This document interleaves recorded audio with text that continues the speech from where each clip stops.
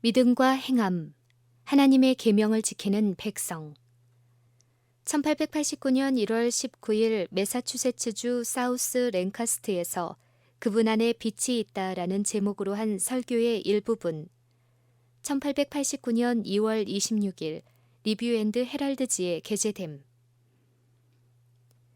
온 하늘은 하나님의 계명을 지키는 백성이라고 주장하는 자들을 지대한 관심으로 지켜보고 있다. 여기에 하나님의 모든 풍성한 약속들을 주장할 수 있는 백성, 영광으로 영광에, 능력으로 능력에 이르는 정진을 할 수 있는 백성, 그들이 하는 사업을 통하여 하나님께 영광을 돌리는 위치에 설 수 있는 백성들이 있다. 예수께서는 이같이 너희 빛을 사람 앞에 비추게 하여 저희로 너희 착한 행실을 보고 하늘에 계신 너희 아버지께 영광을 돌리게 하라고 말씀하셨다.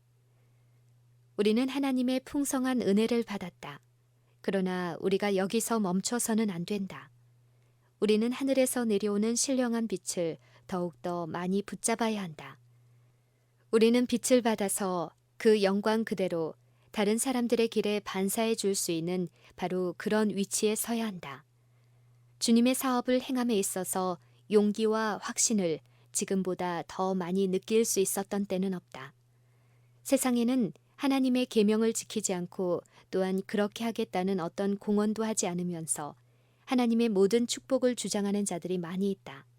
그들은 하나님의 약속의 기초가 되어 있는 조건들에는 유의하지 않으면서 그분의 약속을 기꺼이 받아 사유하려 한다. 그들은 자신들이 주장하는 축복을 받을 아무런 권한도 없다. 그러나 어찌하여 그분의 계명을 지키는 자들이 하나님의 자녀에게 주어진 약속들을 붙잡지 않는가? 우리는 율법 안에 있는 그리스도의 의를 이해할 수 있다. 갈바리의 십자가에서 긍휼과 진리가 같이 만나고 의와 화평이 서로 입맞추었다. 이것이 우리의 사업에 결합되어야 한다. 진리와 의는 예수님 안에서 나타났던 것처럼 하나님의 사랑으로 표현되어야 한다. 그때에 어떤 순결이 보이겠는가? 그러므로 모든 도덕적인 불결을 씻어내는 일이 얼마나 필수적인 것으로 보이겠는가?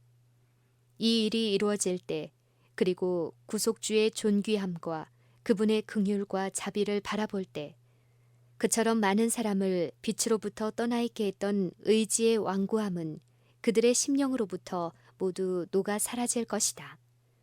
우리 모두는 반석 되시는 그분 위에 떨어져 깨어져야 한다. 자신의 완고함을 고수하고자 하는 자가 있는가? 독선에 집착하고자 하는 자가 있는가? 그리스도의 존귀함을 보지 않고자 하는 자가 있는가? 예수님의 사랑에 굴복당하지 않고자 하는 마음이 여기에 있는가? 누가 자존심의 일부분이라도 지키고자 하는가? 우리는 여전히 하나님께 더욱 가까이 나아가야 할 필요가 있다. 우리의 마음이 하나님의 사랑에 대해 이처럼 무감각해진 이유가 무엇인가? 왜 우리는 하늘에 계신 아버지를 그토록 어려운 분으로 여겨왔는가? 하나님께서 내게 주신 빛에 의하여 나는 사단이 가능한 모든 방법을 통하여 우리의 하나님을 왜곡시켜온 사실을 안다. 그는 지옥의 그림자를 던져 우리의 길을 가로막아 우리가 하나님을 자비와 동정과 진리의 하나님으로 분별할 수 없게 만들었다. 이것이 우리가 사단에게 사로잡히게 된 이유이다. 그런데 우리는 악한 자가 던져놓은 어둠에 관해서 이야기하고 우리의 상태를 한탄해 왔다. 그렇게 함으로 우리는 다른 영혼들에게 어두운 그림자를 던질 뿐이었고 우리 자신에게 상처가 되었던 바로 그것이 다른 사람들에게도 상처가 되었다. 우리가 불신의 말을 함으로 다른 사람들이 어둠과 의심에 둘러싸여졌다. 우리는 이런 일을 할 수 없다. 그렇게 함으로 우리는 우리의 자상하신 하늘 아버지를 거짓 빛 가운데 두게 된다. 이 모든 것은 변화되어야 한다. 우리는 신령한 진리의 빛을 모아 다른 사람들의 어두운 길을 비추게 해야 한다. 하늘의 빛은 세상의 빛 되신 그리스도를 따르는 자들을 위해 비치고 있다.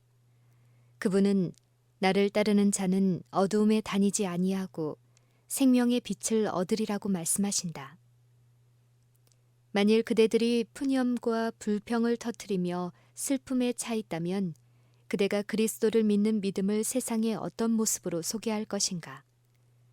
하나님의 계명을 지키는 자들은 진리가 영혼을 거룩하게 하고 사상을 세련되고 순결하게 하며 성품과 생활을 고상하게 해준다는 사실을 나타내야 한다. 하나님의 도덕적 형상이 우리의 심령에서 회복되고 그것을 우리 주위의 사람들에게 반사하도록 하기 위해 그리스도께서 돌아가셨다. 우리는 생명의 샘물을 더욱더 깊이 마실 필요가 있다. 나는 영생을 위해 철저한 일을 하지 않으면서 만족해하는 사람이 한 명도 없기를 바라며 지금부터 계속해서 교훈과 모본으로 그대들이 그리스도를 대표하는 자들이라는 사실이 보여지기를 바란다. 그대들은 주께서 나의 영혼을 위해 하신 일들을 들어보라는 생생한 간증을 하게 될 것이다. 주께서는 더 큰 축복을 나누어 주고자 준비하고 계신다. 그분께서는 당신의 모든 선한 형상을 모세 앞으로 지나가게 하셨다. 그분께서는 당신의 품성을 자비롭고 은혜롭고 노하기를 더디하고 인자가 많으신 하나님, 악과 과실과 죄를 용서하시는 하나님으로 그에게 선포하셨다. 모세는 이스라엘 백성들에게 이러한 품성을 나타내어야 할 것이었다. 우리도 그와 같이 해야 한다. 우리는 하나님의 선하심을 선포하고 사람들 앞에 그분의 진정한 품성을 분명히 드러내기 위해 나아가야 한다. 우리는 그분의 영광을 반사하여야 한다. 지난날 우리는 이렇게 했는가? 우리는 교훈과 모본으로 우리 주님의 품성을 드러내었는가?